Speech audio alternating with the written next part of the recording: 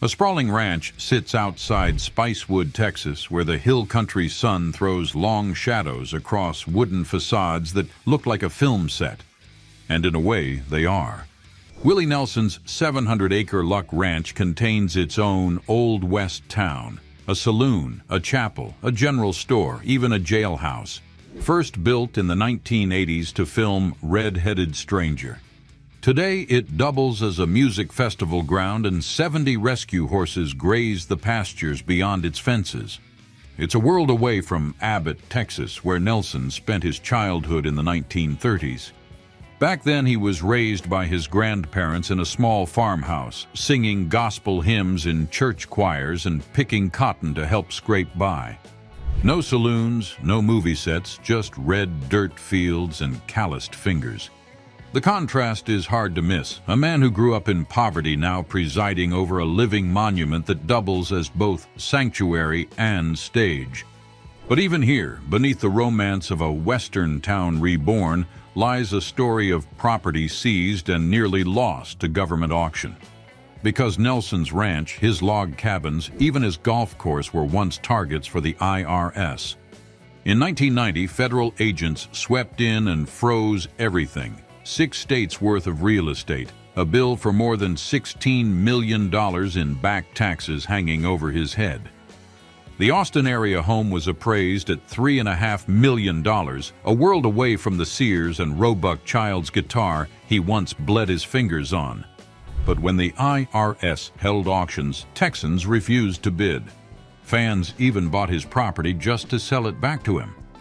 The land wasn't just dirt and wood, it was the stage where Nelson's identity had taken root. And for him, losing it meant more than a line item in a tax ledger. One property in Tennessee tells that story in flames. In the 1970s, Nelson's log cabin near Goodlettsville, 150 acres with ponds, trails, and a hay barn, went up in fire. Willie dashed inside, not for cash or jewelry, but for Trigger, his Martin N20 guitar, and a pound of marijuana. The cabin would later be listed for $2.5 million in 2022 and sold in 2023 for just over $2.1 million. But the legend stuck. A home that burned down became the setting for the song Shotgun Willie. His possessions, it seems, carried more story than status, and yet he bought more. In 1983, Nelson purchased a 6-bedroom, 6-bath oceanfront retreat in Maui for $450,000, a sprawling 6,038 square feet, a place for poker nights and breathing space. Here again, contrast, raised in a modest Abbott farmhouse, now waking up to waves crashing outside a Hawaiian villa. From scarcity to scale. But the IRS would come for this property too. Every acre, every wall, every window became collateral in the chase for millions. It was wealth measured in square footage, but also in vulnerability. And where land marked permanence, Willie's vehicles embodied motion. His garage carried the same contradictions. He once owned a customized 1967 Ford Mustang Fastback, painted orange and black with its fangs shaved down, a car later seized by the IRS during his tax collapse. At the other end, a 1983 Eagle bus that looked like a church on wheels, with stained glass windows, tufted leather seats, and red velvet drapery. It was a rolling sanctuary, a far cry from his early days selling the song Nightlife for just $150, hoping to scrape rent. But not everything in his fleet was about horsepower. Among the quirks was a golf cart he called the 19th Hole, velvet seats, Rolls-Royce styling, even a working wet bar. What began as a joke of indulgence ended up sold off by the IRS, proof that even whimsy wasn't safe. Even his 2006 Mercedes-Benz E320 CDI hinted at contradictions. A diesel sedan chosen by a man who once co-founded a biodiesel company called Bio Willie, producing fuel from vegetable oil in Texas, Oregon, and Hawaii. But if Willie's garage tells one story, his guitar tells them all. Trigger, the Martin N20 Nelson, bought in 1969 for $750, became more than a guitar. Its Brazilian rosewood body wore down into a crater above the bridge, each scar added across decades of shows. Every year since 1977, luthier Mark Erlewine has kept it alive. It wasn't just his instrument, it was his lifeline, the one thing he smuggled past padlocks when the IRS came knocking. That guitar would carry him into some of his most awe-inspiring moments. In 2025, at the age of 92, Willie released his 77th studio album, Oh What a Beautiful World. On stage, there's no set list. He reads the crowd, moving from Whiskey River to gospel hymns, from Crazy to songs by his children Lucas and Micah. It's not a rigid show, it's a conversation, improvised in real time. One night it's a Hank Williams ballad, the next it's Micah's Last Leaf. The performance itself becomes the spectacle, the crowd leaning in, waiting to see what comes next. And here lies an awe beat worth pausing on. Picture a summer night in New Braunfels, Texas, May 2022. Willie had just turned 89 and barely survived COVID. His ranch house literally turned into a hospital, oxygen tanks in the living room. 2 weeks later, he walked on stage, trigger strapped across his shoulder. No set list, no script, just the raw cadence of a man reading the room. Velvet curtains behind him, the same voice once dismissed in Nashville as having too many chords, now filling an amphitheater with gospel, outlaw ballads, and family harmonies. It's the kind of spectacle that makes the ranches, the cars, the IRS battles fade into backdrop. Because in that moment, the show is the empire. But Willie Nelson never let the music stand apart from his principles. In 1985, alongside Neil Young and John Mellencamp, he co-founded Farm Aid to support family farmers. Every year since, he has stood on stage for farmers who were losing land, a pointed echo of his own IRS seizures. He'd already been branded an outlaw for refusing Nashville's formula. Too many chords. Not exactly Eddie Arnold. Wouldn't take orders. And while Nashville turned its back, the label outlaw became a brand of its own. That same rebellious stance carried into cannabis. Willie smoked for decades, building a reputation as one of music's most visible advocates for marijuana. But in 2019, he admitted he couldn't smoke anymore, lungs worn down. Instead, he turned to edibles and THC drinks, even branding his own line under Willie's Reserve. Some saw irony in the shift. Nelson could no longer smoke, yet built a business empire around the plant. And it mirrored a truth fans knew well. Nelson's contradictions weren't flaws to hide. They were part of the myth. The myth made money. Beyond the tours, Nelson invested in biodiesel plants across 3 states. He opened Willie's Place in Carl's Corner, Texas, a truck stop with a 750-seat concert hall, a restaurant, and 80 employees, before it foreclosed in 2011. He kept royalties flowing through Sirius XM's Willie's Roadhouse, programmed partly by his daughter Paula. And his songwriting catalog, from Crazy to Funny How Time Slips Away, earned others hits before it made him rich. From a $150 song sale to multi-million-dollar radio channels, the bag kept filling. But every bag came with a bill. The biggest was the IRS. In November 1990, they froze everything: bank accounts, real estate, cars, golf carts, padlocked across 6 states. Even his golf course, the Pedernales Country Club near Lake Travis, a property he bought in 1979 for $250,000 and outfitted with a 48-track recording studio, was locked. He was staring down more than $16 million in debt. By 1993, Nelson had negotiated it down, paying about $9 million after raising $3.5 million through an unlikely project. The IRS tapes, Who'll Buy My Memories? Just him and Trigger, recorded for sale by phone and mail order, later hitting stores. It was Wealth and Wound, all in one soundtrack, and that duality followed him everywhere. The man who grew up in a farmhouse without a car ended up driving Rolls-Royce-trimmed golf carts. The kid who sold songs for $150 was once crushed by a $32 million tax bill. The performer who nearly died of COVID still returned to stage weeks later. Every win bent under the weight of its wound, and every wound hardened into another layer of the legend. But if his empire looked invincible, the cost was waiting just around the corner. In the middle of all the auctions, padlocks, and foreclosure signs, there was still a family. Willie Nelson has been married 4 times and is father to 8 children. Each relationship came with both warmth and fracture. His second wife, Shirley Colley, famously discovered his long-running affair when she opened a hospital bill addressed to Mrs. Connie Nelson, with the birth of a daughter listed on the paperwork.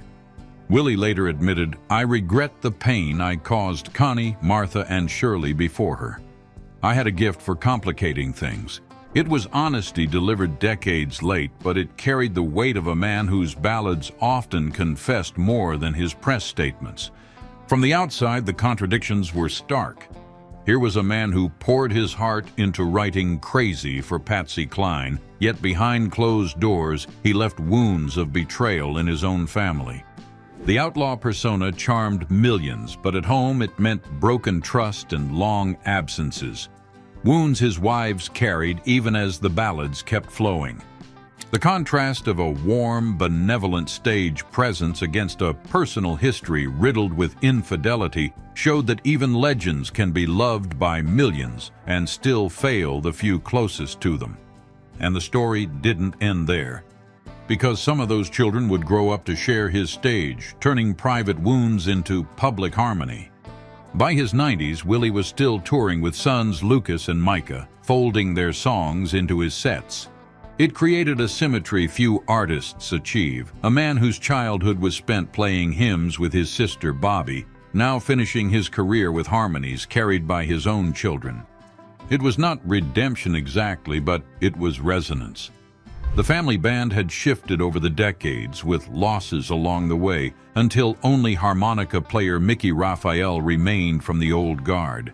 But the Nelson bloodline kept the music alive. And yet beneath the family warmth was always the specter of loss. The memory of assets gone, of property stripped, of personal scars left unresolved. Because for all the money that rolled in, the costs were never far behind. The IRS seizures remain one of the most infamous financial implosions in American music. Bank accounts frozen, houses padlocked, and even his Austin ranch set for auction. Auctions were scheduled for memorabilia, gold records, instruments, personal keepsakes, but the community refused to buy, leaving most of it unsold.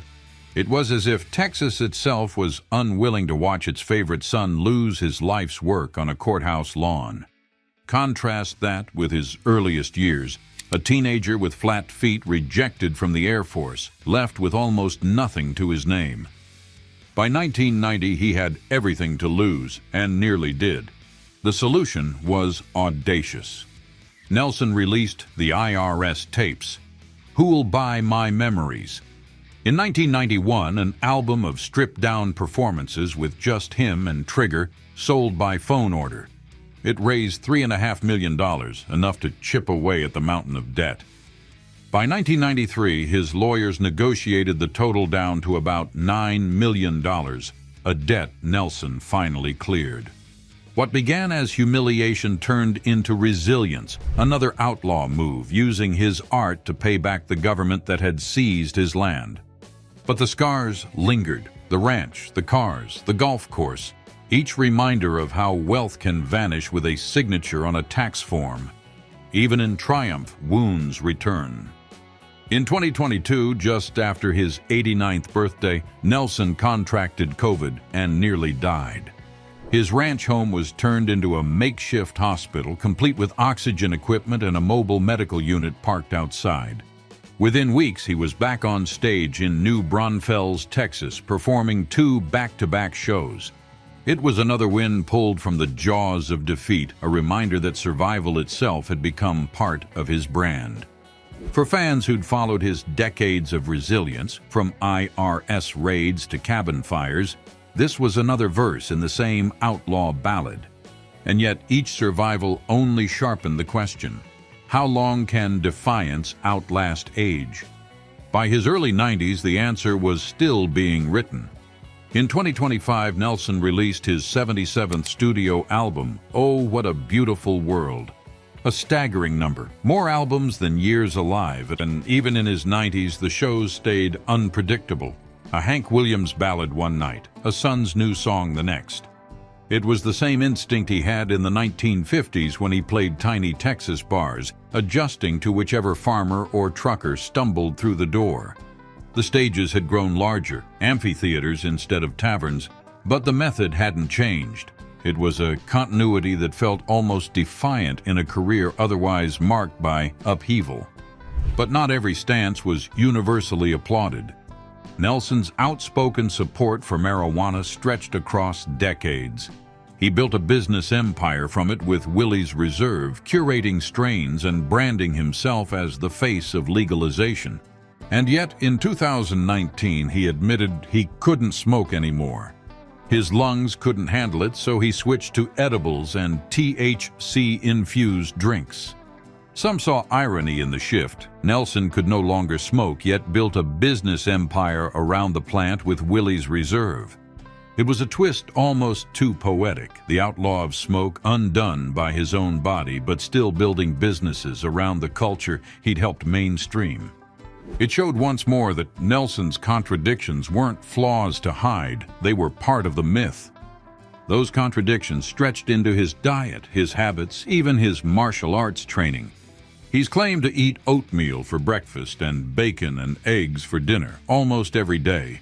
It's a simplicity that jars against the excess of velvet-lined buses and Hawaiian retreats. And for over 30 years he trained in martial arts, eventually earning a black belt in Gongkwan Yusul around 2014. The sight of a nonagenarian country singer tying a black belt around his waist could seem comic, but for Nelson it was discipline. A counterweight in a life often marked by financial crises and personal upheaval. It showed a man still searching for balance long after fame and fortune should have brought it. One offbeat crystallizes these contrasts. At Farm Aid, the festival he co-founded in 1985, Nelson still walks out shoulder to shoulder with Neil Young and John Mellencamp. The crowd swells to tens of thousands, echoing back to Abbott church choirs where he once sang to a few dozen. The sound is bigger, the stakes higher, but the thread is the same, using music to keep families on their land. It is spectacle rooted in humility, an outlaw turned elder statesman who still believes songs can matter beyond the stage. And for the audience, it's not just a concert. It's a living testament to a man who risked everything and kept showing up. Willie Nelson's lifestyle, when mapped across decades, is a pendulum. Ranches gained and lost, cars seized and bought again, marriages fractured and mended through music. From a Sears guitar to Trigger, from picking cotton to commanding a 700-acre ranch, from IRS auctions to IRS albums. Each win was shadowed by a wound, each wound stitched into the fabric of his legend. And as of 2025, at 92 years old, that legend is still growing. He tours with his children, eats the same meals he always has, sells cannabis he no longer smokes, and walks the grounds of a ranch that was once threatened with padlocks. For some, it's proof of resilience. For others, it's stubbornness bordering on reckless. Either way, Willie Nelson has lived a lifestyle no tax raid, no scandal, and no illness could erase. His empire is built as much on survival as it is on song. The boy who once sold nightlife for $150 now stands as the architect of a hidden empire. Sprawling ranches, velvet buses, oceanfront homes, and family harmonies that refuse to fade. And the cost of it all, the losses, the heartbreak, the debts, only makes the empire seem more human. Because Willie Nelson's story isn't just about what he built. It's about how many times he almost lost it.